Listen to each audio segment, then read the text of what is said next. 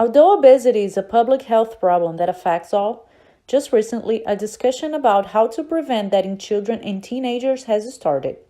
Looking at eating habits in that age group becomes undeniable that not only high sugar beverages contributes to it. More and more, drinking companies have invested billions of dollars in advertisements with focus on attracting more kids as customers. Without having any knowledge of the consequences of poor eating and poor drinking, they are an easy prey.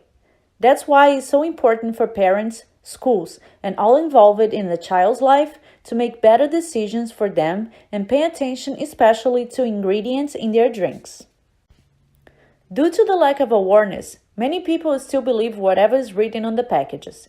They make purchases convinced that they are making healthy choices when they buy a juice box to their kids instead of a soda. Even though ingredients are written in the packages, many of them are not known to the people, being impossible to determine if it's truly healthy or they are just taking advantages of our thoughtless beliefs. By simply writing on the box, less sugar than the leading brand, does not necessarily mean that it is healthy. It just means that it's less bad than the other. Advertisements might not be fake, but sometimes they are misleading, trying to catch the attention of parents that are under the impression that they are doing the best for their children. Sugar-free drinks sound very healthy when seen by an uneducated person. Little they know that the absence of sugar makes the company seek its flavors in artificial sweeteners, not only improving their quality, but changing its image. It is obvious that most, if not all humans, do understand that sugar has little to none benefits to the human body. However, there is a lack of guideline to not only determine the amount of sugar that a child should ingest daily, but also the harm that it can cause if such is indeed ingested. At the end, all children consume sugar in a way. The issue is to determine what products would provide also nutrients to balance their diet. It is recommended by the HAA, American Heart Association, that toddlers under 2 years of age should not consume sugar, besides the sugar found in fruits and other natural nourishments. Regarding children and teenagers, the recommended amount should be 25 grams of sugar daily. It is very important to understand that those amounts are not considered in children with any medical issue, including diabetes or obesity. It is very difficult for a parent to create such regimen for a child with medical issues on today's society. Many people might not consider reducing this sugar in the child's drink a diet, but a lot must be changed for it to be truly effective. Sugar in drinks can harm a child in many ways, in the long run and even instantaneously. The sugar itself gives the sensation of happiness, and the lack of it brings the child mood down. This up and down of pleasure can affect the child in a psychological way, possibly even affecting his or her mental health.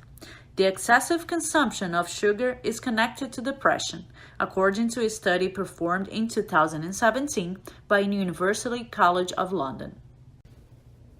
There is also evidence that shows that sugar can be addictive as much as narcotics, which makes all its harm become repetitive and more dangerous. Sugar floods to the brain with dopamine, altering its functionality. In a study performed by the Yale University, a picture of a milkshake activated the same areas in the brain that cocaine did.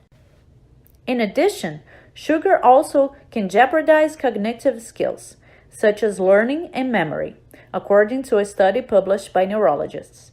A regimen rich in sugar causes resiliency towards insulin, which damages communication between brain cells that nourishes learning skills and memory. Sugar can also interfere the way in which the body fights diseases, as it shows on a research made by the chemistry Nobelist, Dr. Linus Pauling, since bacteria and yeast feed from sugar. The excessive amount of glucose makes them accumulate and cause infections. Furthermore, the excessive amount of sugar consumption triggers glycation, a process in which the sugar molecules connect to the collagen and elastin, destroying proteins. With the disruption of the proteins that are responsible for the skin's elasticity, the process of flaccidity and aging also accelerates. With so many above-mentioned issues to the body, we can sometimes forget the most basic cosmetic effects caused by sugar, which is cavity. According to the Professor Carlo Palmer from Tufts University of Dental Medicine, it was observed that the longer sugar is consumed, the probability of cavity is higher. Many cities and states have already banned high sugar drinks from public grounds, like hospitals and the school system.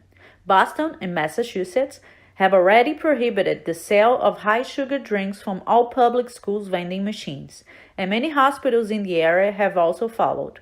The goal is to make high sugar drinks a less easier choice, encouraging better options and reducing the obesity epidemic. While laws that regulate availability of these beverages have been adopted, it wasn't so without some resistance from consumers, parents, and beverage industry. Although most people believe that government should interfere in such decision, others argue that this should be a personal responsibility and parental choice. Regardless of what's next in this matter, there are steps we can take to address this issue. To start, consumers should be made more and more aware of what's in their beverage of choice, researching its ingredients and any studies about its consumption. Beverages industries should also play a big part on that, offering options that are less sweet. Despite the fact that some people are against government intervention, it is imperative that something is done to protect children and teenagers' health. It doesn't matter if the change starts in their house or in their school. Their best interests should be a priority to all.